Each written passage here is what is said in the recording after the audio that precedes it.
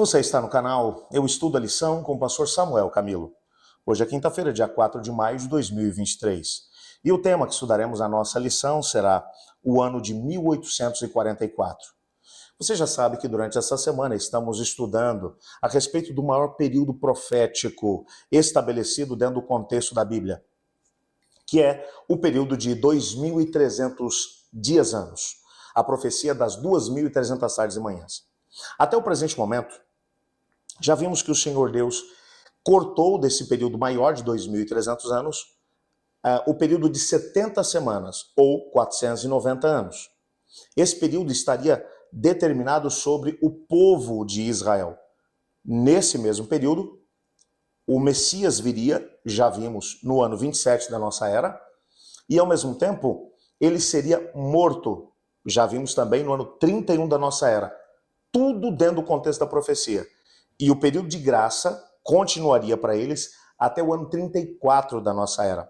O ano 34 foi exatamente o ano no qual Estevão foi apedrejado e um processo de perseguição atroz acabou sendo mobilizado contra a igreja, e por conta disso a igreja acabou se espalhando por todos os cantos do nosso planeta. Então a mensagem, nesse sentido, acabou seguindo para os lugares mais distantes, para os gentios, ou seja, para os não-judeus. Essa é uma informação importante. Mas uma outra informação que é importante relacionada a isso é que agora, quando você vai analisar o período como um todo, o que é que deveria acontecer no final dos 2.300 dias-anos? O santuário seria purificado. Durante algum tempo, alguns estudiosos bíblicos entenderam que o termo santuário se referia ao nosso planeta.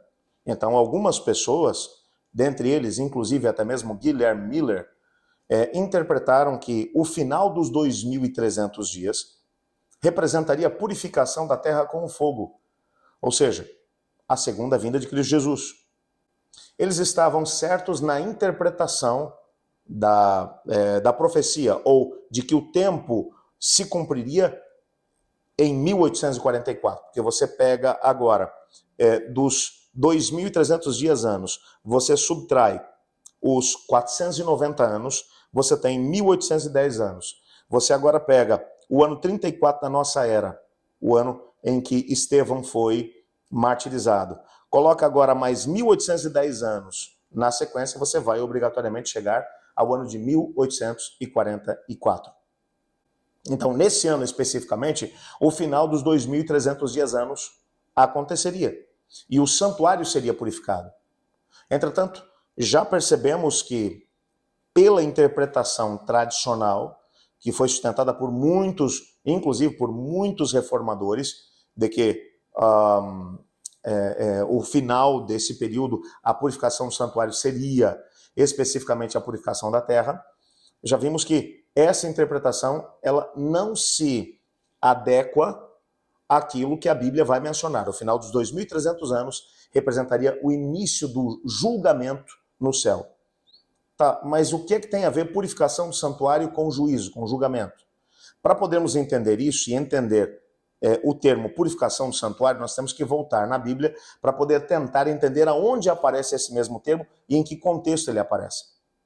Acontece que quando voltamos para o tabernáculo, ou seja, aquela tenda que foi construída por Moisés, enquanto Israel ainda estava vagueando pelo deserto, e mesmo depois para o próprio templo de Salomão e o templo de Zorobabel, construído posteriormente, aconteciam dois tipos de cerimônias dentro do contexto do templo de forma mais abrangente. Havia o sacrifício diário, todos os dias às 9 da manhã e às 3 da tarde. Um sacrifício era feito em favor do povo, um cordeiro era imolado, e o seu sangue era levado para dentro do lugar santo. E ele era aspergido, ou seja, ele respingava na cortina que separava o lugar santo do lugar santíssimo do santuário, ou até mesmo do templo. O que é que isso representava? Representava o seguinte, a Bíblia vai mencionar que sem derramamento de sangue não existe perdão de pecados. Esse cordeiro morto representava Cristo Jesus, que morreria em favor do pecador. Quando os pecadores confessavam seu pecado nesse mesmo horário, 9 da manhã e 3 da tarde, aonde eles estivessem, eles se viravam para o templo, oravam e pediam: Senhor Deus, perdoa os meus pecados. A culpa desses pecadores, simbolicamente, era transferida para o animal. E quando o sangue era levado para dentro do santuário, a culpa dos pecados da nação toda era levada para dentro do santuário. Isso acontecia todos os dias, às 9 da manhã e às 3 da tarde. Entretanto, uma vez por ano, acontecia o dia do perdão, ou o dia da purificação do santuário. Nesse dia, que era também chamado de o dia da expiação, as pessoas permaneciam em jejum, oração, porque eles entendiam que todos os pecados que haviam cometido durante o ano e que haviam sido simbolicamente acumulados no santuário durante o ano, seriam removidos no dia da expiação. E então, nesse dia, esse era o único dia do ano em que o sumo sacerdote, não podia ser um sacerdote comum, o sumo sacerdote, ele sacrificava um cordeiro, levava esse sangue não agora para o lugar santo, mas ele atravessava do santo para o santíssimo. No lugar santíssimo havia a arca da aliança, uma tampa feita de ouro, em cima dela 2 querubins, 2 anjos, um de frente para o outro, no meio delas o Shekinah, que era o brilho da presença de Deus. E ele agora salpicava sangue no Santo dos Santos, o que simbolicamente iria purificar o templo de todos os pecados que haviam sido acumulados durante aquele tempo todo.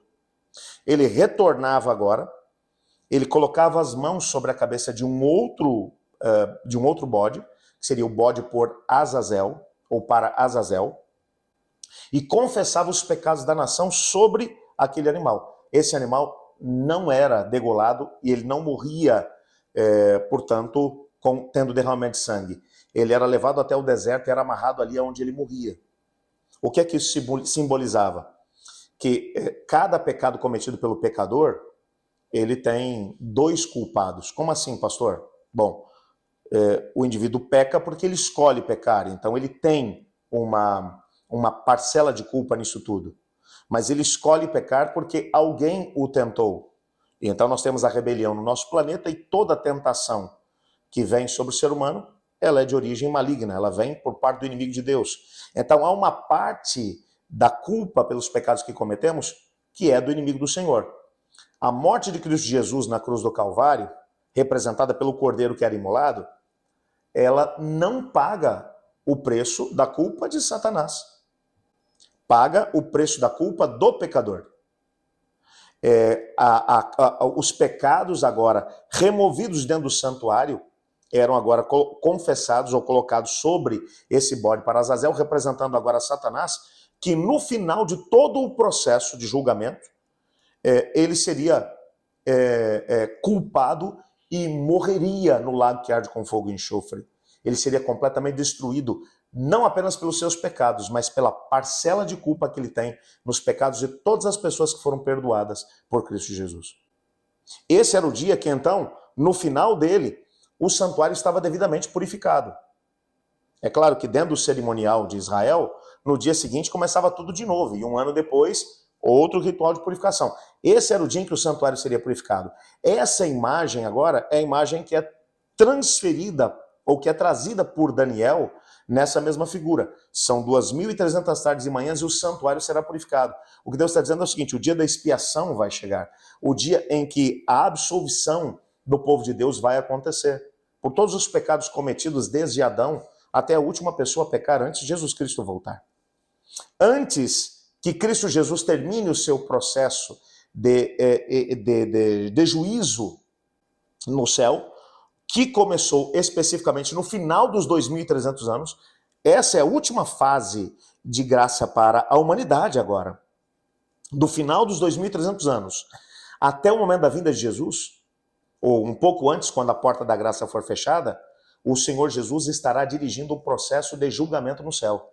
Ele é o juiz, está assentado sobre o trono, ele também é o advogado de defesa, mas o acusador dos irmãos, que os acusa dia e noite diante do Senhor, não, de alguma forma, acusaria o Senhor Deus de injustiça de poder salvar pessoas que não aceitaram a Cristo Jesus como Senhor e Salvador. Então agora, para que o universo todo tenha clareza das decisões que o Senhor Deus vai tomar quando ele resgatar da terra os seus salvos, esse período de juízo esclarece as dúvidas. Todas as pessoas do universo, os mundos não caídos, os anjos de Deus, eles percebem que o Senhor Deus foi justo, que todos aqueles que foram salvos pelo que Cristo fez por eles na cruz do Calvário. E então, quando o julgamento termina no céu, uma voz é ouvida no santuário celestial.